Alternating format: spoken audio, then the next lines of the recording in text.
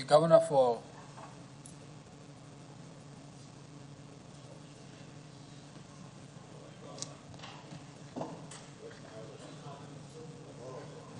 the Governor for Oro, sorry. Thank you, Mr. Assistant Speaker. Just a couple of things I wanted to comment on. I think the point by Governor Morobe is quite important because we don't know the actual time for the question time. If time is running out and some of us still want to ask questions, it makes it difficult for us to request an extension. So that's an issue that I think we need to have rectified. Also, it's difficult for supplementary questions or points of order if the Speaker is not picking it up at where the member is sitting. Just some points I thought I'd bring to your attention. My questions are directed to the Minister for Transport. If the Minister is here, I can't see him here, so I will redirect my questions to the Prime Minister instead. And the questions are in relation to the Road Transport Authority, a newly created entity that has now started to create chaos in Papua New Guinea, insofar as obtaining a license or renewing your license is concerned, or registering your vehicle is concerned. This used to take between 30 minutes to an hour. Now it's taking an entire day, we are informed. And there are many complaints on social media, wherever you care to listen, from concerned citizens about the problems they are facing with Road Transport Authority. Recently, this organization has taken over the functions from MVIL, which performed this function quite well. And provinces partnered with MVIL, and MVIL carried out this function quite well, and then paid us our portion of the revenues. Now with RTA, there's confusion. RTAs are not operating in provinces. They seem to be operating only in Port Moresby. Based on this situation, my questions are these.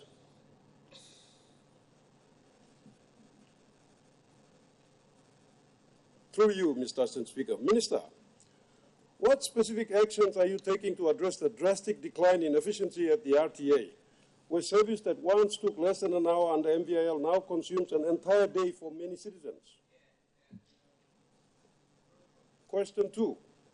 Minister, is your ministry aware of the widespread public complaints regarding the poor performance, service, and apathy from RTA staff, and what immediate measures will be implemented to ensure our people are treated with respect and professionalism? Today, I had to go through a roadblock where RTA officers, you can't tell the difference between them and the ordinary boy seller. Tomorrow is Friday. You're going to go through several of these roadblocks. And when you come through the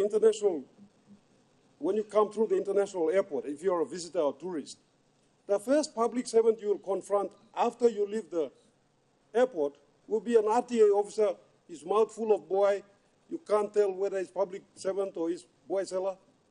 That's what confronts our visitors. And then if you go to the RTA office now, I've received several complaints about the apathy demonstrated by the public servants that are working in there, the lack of care they have for our citizens and our visitors, investors, etc. Question number 3. Minister, can you justify the mandate and operational guidelines for the frequent RTA roadblocks, which many citizens perceive as targeted harassment rather than genuine and safety enforcement? Many of these vehicles, unroadworthy vehicles, no brake lights, no indicator lights, are still running around today, even after all these roadblocks. What are we achieving? In most countries, they have done away with this type of activities because they are living in this century where the technology allows them to carry out these activities without having to carry out roadblocks that consume a person's entire hour or 2 hours of a day. Question number 4, my final question, on a potential policy review. Minister, given the demonstrable failure of the RTA to deliver these essential services effectively, will your ministry commit to a review with the view to return these functions to the proven and efficient administration of the Motor Vehicle Insurance Limited? Could you carry out also a rate of return diagnostic of this organization to see how much it costs the Papua New Guinean citizen as opposed to how much it benefits us? Thank you. Those are my questions. Mr. Prime Minister. Thank you, Mr. Assistant Speaker. Let me thank the Regional Member of Waro, Governor Jufa, for raising this important series of questions. I just got the second question. Was the Minister aware? Or rather, am I aware? I am absolutely aware of the public sentiments, including from our own caucuses, on the inconveniences that has been caused with the latest transfer of functions back to RTA. I have given instructions that the functions be returned to MVL for the vehicle registrations. Thank you. So I will follow up on my instructions that has been passed. I've also noted, and I'm aware of the continuous hustle in the name of road safety. I think in this day and age of technology, I work within MVIL and RTA could uplift the standard of vehicle inspection, especially at the point of inspection and point of vehicle registry in respect with safety and roadworthiness. So those instructions have been passed, but in the interest of responding satisfactorily to the series of questions raised, I will now ask through this broadcast, ask the RTA and Chief Secretary's office to meet and to ensure that the functions that needs to go back, especially pertaining to vehicle registration, is restored back to MVL. And by the way, MVL never released those functions. It was assumed in the operation of law, but because RTI is responsible for road transport, we will certainly restore it back to MVL to make sure that they continue to function as a vehicle registry hub.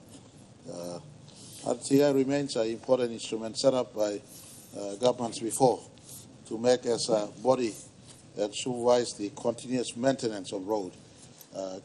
Doing road is one thing, but maintenance of road is another thing.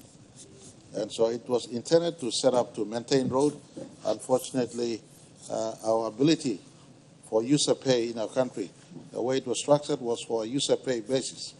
The ability for user pay in our country is still not strong.